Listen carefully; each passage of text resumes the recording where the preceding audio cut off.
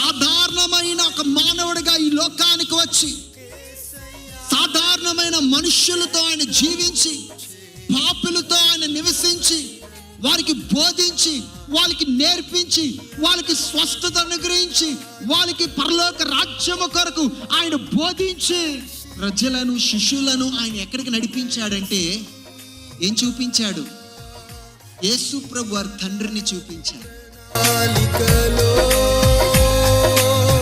హర్షించెను నా హృదయ సీమా, ఎందుకని నీ సొత్తుగా